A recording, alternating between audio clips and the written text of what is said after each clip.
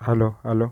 इस लेक्चर में हम पढ़ेंगे थर्मोडायनामिक्स पार्ट 2। पहले लेक्चर में हम पढ़े थे कि थर्मोडायनामिक्स क्या होता है, सिस्टम सराउंडिंग क्या होता है, और सिस्टम टाइप ऑफ सिस्टम पढ़े थे, ओपन सिस्टम, क्लोज सिस्टम और आइसोलेट सिस्टम के बारे में। इस चैप्टर में हम पढ़ेंगे कि थर्मल इक्विलिब्रियम क्या होता है। चलो आज इस लेक्चर में हम पढ़ेंगे थर्मल इक्विलिब्रियम के बारे में। चलो चलते हैं। थैंक्स। चलो, थर्मल इक्विलिब्रियम क्या होता है। चलो, two bodies are set to be in thermal equilibrium with each other if there is no exchange of heat take place when they are kept in contact with each other। चलो देखते हैं। Let ए और B to दो body हैं और उसमें diathermic coil दिया है। डायथर्मिक का मतलब होता है कि जिसमें हीट पास करता है। ओके, हाँ, जिसमें हीट पास करता है। एडियाबेटिक कॉइल होता है जिसमें हीट पास नहीं करते हैं। लेट ए बॉडी का टेम्परेचर ज़्यादा है, टेम्परेचर बी बॉडी से। Okay, T A greater than T B. क्या होता है कि हीट क्या होता है, हीट हर वक्त हाई टेम्परेचर से हाई हाई हीट सब हाई हीट से लो टेम्परेचर को पास करता है, लो टेम्परेचर को पास करता है। तो यहाँ पर अगर टी ए में ज़्यादा हीट होगा तो टी बी से तो क्या होगा, तो टी ए से हीट टी बी को ट्रांसफ़र करेगा।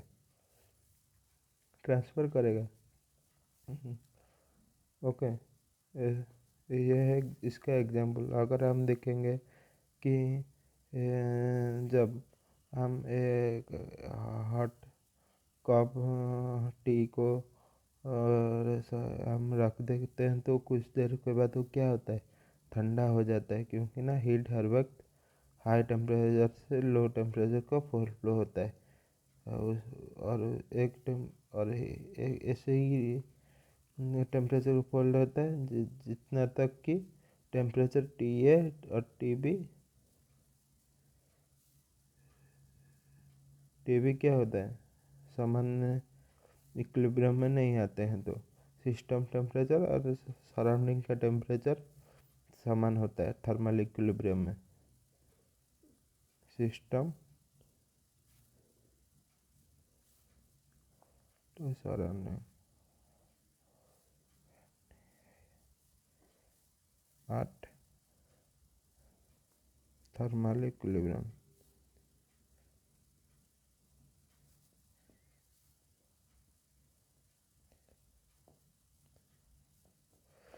थर्मल इक्विलिब्रियम में क्या होता है, हीट हर वक्त हाई टेम्परेचर से लो टेम्परेचर को फॉल करेगा और ऐसे एक पॉइंट में आएगा जहाँ पर कि टेम्परेचर ए और टेम्परेचर बी समान हो जाता है। इसको हम बोलते हैं थर्मल इक्विलिब्रियम। चलो ये एग्जाम्पल समझते हैं। If A hot body contract with A cold body, heat energy will be transferred from hot body to cold body until the temperature will be become same।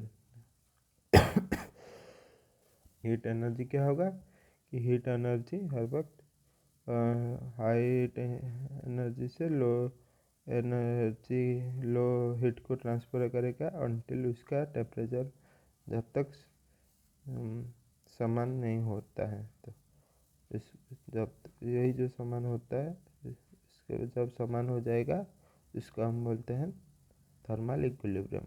Okay, इसके बाद चलो चलते हैं, पढ़ेंगे जीरोथ लॉ ऑफ थर्मोडायनामिक्स के बारे में। इसको जीरोथ लॉ क्यों दिया गया है कि इसके पहले से ही थर्मोडायनामिक्स का फर्स्ट लॉ निकल चुका था, इसीलिए इसके बाद जीरोथ लॉ एक निकाल कर इसका नाम दिया गया है जीरोथ लॉ ऑफ थर्मोडायनामिक्स। चलो समझते हैं जीरोथ लॉ ऑफ थर्मोडायनामिक्स क्या होता है। It states that if two body it states that if two system or body A and B are separately in thermal equilibrium with third system C. Then A or B also in thermal equilibrium with one another. Okay. अगर ए सी का दोस्त है और B C का दोस्त है तो क्या होगा, ए भी बी का दोस्त होगा। ऐसा ही होता है। अगर टेम्परेचर ए सी के साथ समान होता है और टेम्परेचर बी सी के साथ समान होता है तो क्या होगा, temperature A B temperature B के साथ समान होगा। Consider A, B, C are three bodies. A, B are kept in insulating wall while they are in insulating wall. Insulating wall क्या होता है, adiabatic wall भी बोलते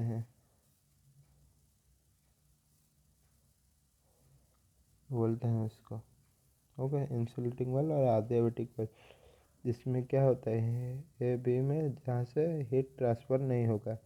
वाइल द डायथर्मिक वाल होता है क्या, डायथर्मिक वाल हुई separate C to A and B. Diathermic wall लगाया गया है सी से ए और बी से सी को लगा गया है to exchange heat place between A and C and B and C के बीच में हीट एक्सचेंज होने से और ए एंड सी के हीट एक्सचेंज में होने से डायथर्मिक वाल लगाया गया है। Till that in thermal equilibrium reach, जब तक ये थर्मल इक्विलिब्रियम तक नहीं आते हैं। तो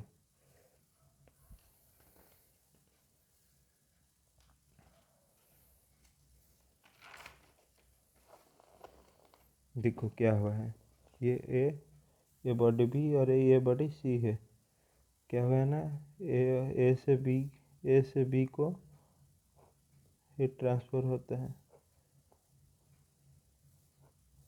बी से सी को हीट ट्रांसफ़र होता है, लेकिन ए से भी हीट ट्रांसफ़र नहीं होगा क्योंकि ये adiabatic वाल है और ये डायथर्मिक वाल है। इन थर्मल इक्विलिब्रियम क्या होगा, temperature A equal to temperature C and temperature B equal to temperature सी।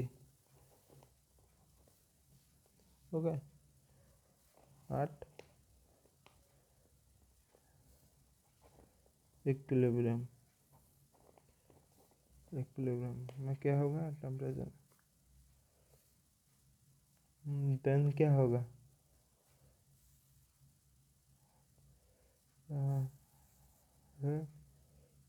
होता है ना।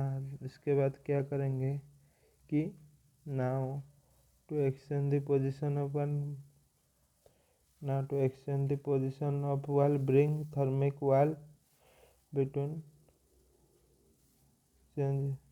अब क्या करेंगे कि इसमें क्या होता है, इसमें ए से सी क्या होता था, डायथर्मिक था और बी से सी डायथर्मिक था।